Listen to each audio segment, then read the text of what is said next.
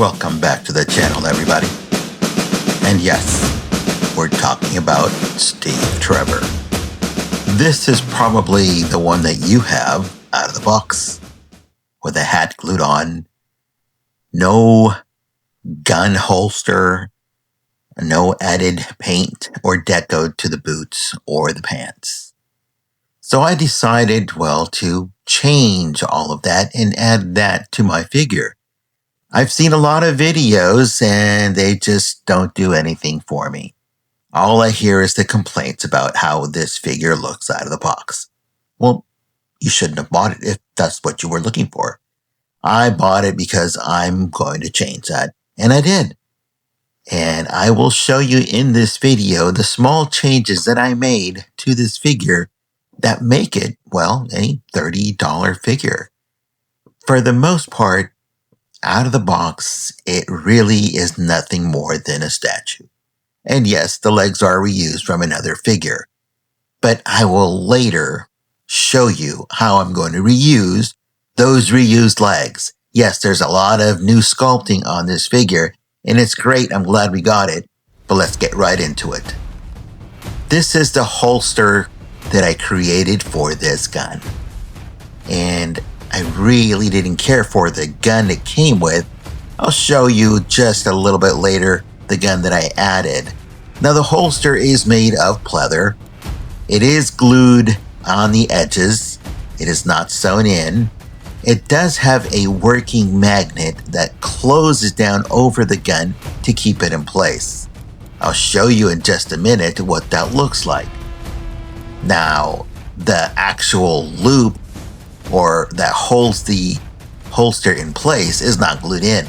That's actually woven into the vinyl of that jacket or the plastic. I cut 2 slits at the top and bottom of the belt and wove in that pleather, and then I glued it to itself.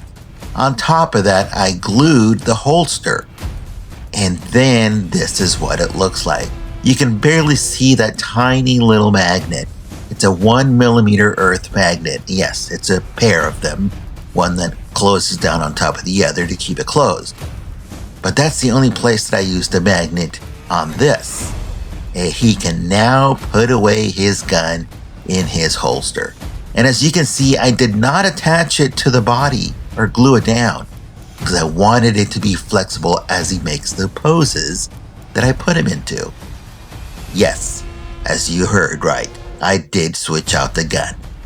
I don't remember if this is one of those McFarlane accessories, but in any case, I had this gun that looked more accurate to that era, and it works great in his hand.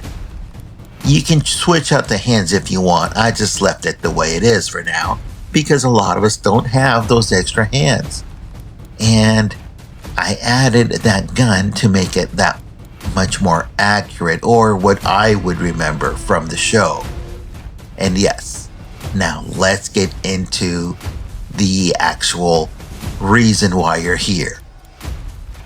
Well, this is one of the reasons. I added some paint deco to the boots. Mine has the black soles on it. It does not come that way. I added the black laces. It does not come that way.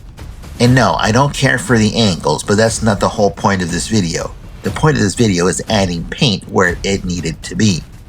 So I painted in the laces and the soles on the boots. It looks so much better. And yes, I sprayed it down with a matte spray of the Mr. Super Clear. And it works out really, really well. At a distance, you really can't tell of those ugly angles. But in any case, let's go on to the actual pants. See that? I added a color deco to that. Oh, yes, this is the reason why you're really here. That removable hat.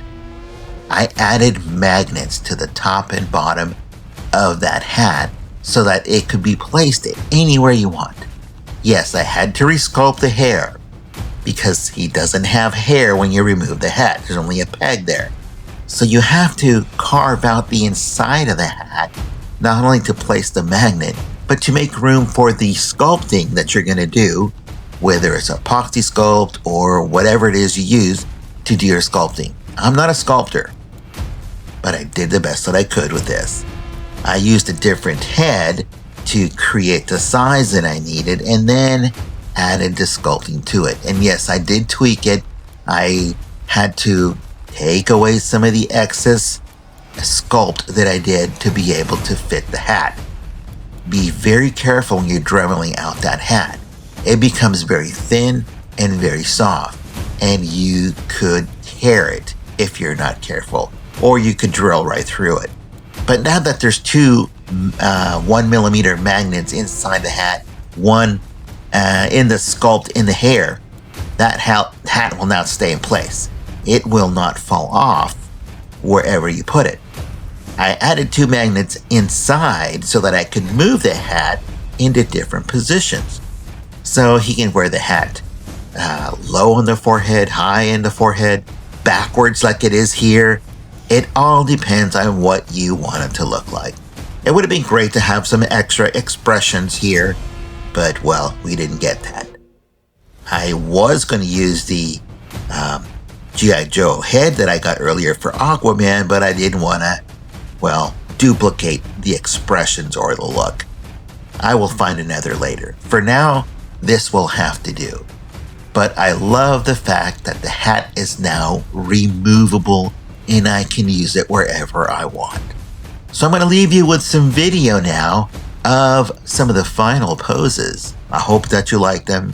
Any questions, go ahead and drop them in the box that's down below. In any case, we'll see you here next time.